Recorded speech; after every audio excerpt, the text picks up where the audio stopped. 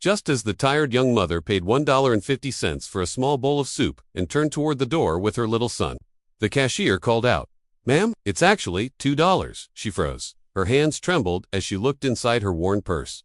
There were only a few coins left. Slowly, she placed the soup back on the counter. "I'm sorry," she whispered, her voice breaking. "This is all I have. My son hasn't eaten since yesterday."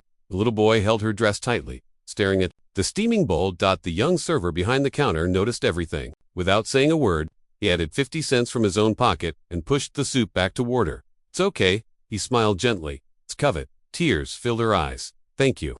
May God reward you," she said. With the restaurant manager had been watching from the office window. As soon as they stepped outside and sat at a nearby table, he stormed out angrily. "What do you think you're doing?" he shouted at the server. Then he grabbed the soup from the child's hands. "No charity here. If they can't pay, they don't eat." The boy began to cry. The mother lowered her head in shame. The manager turned to the server. "You're suspended, and don't ever give away my food again." Later that evening, the manager carried a tray full of leftover pastries from the display. "Throw these out," he ordered. The server looked shocked. "They're still fresh. We could give them to the homeless." The manager laughed coldly. "And ruin business?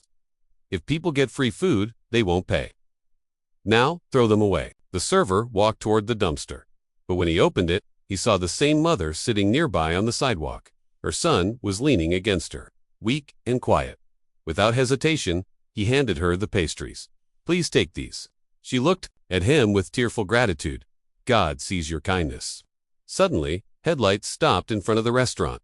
A black luxury car pulled up. A confident, elegant woman stepped out.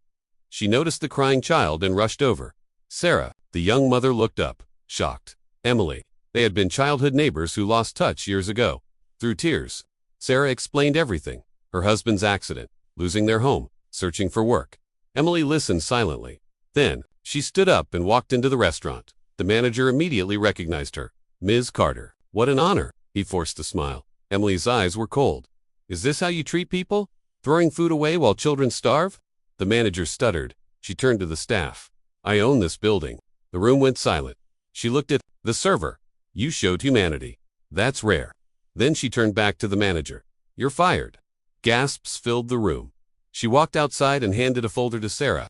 "I've been looking for someone trustworthy to manage this place. I think I just found her." Sarah burst into tears. Sarah smiled in disbelief. That night, no food was thrown away. And from that day forward, the restaurant had a new rule. No one hungry would ever be turned away again. Because sometimes, kindness is worth more than money.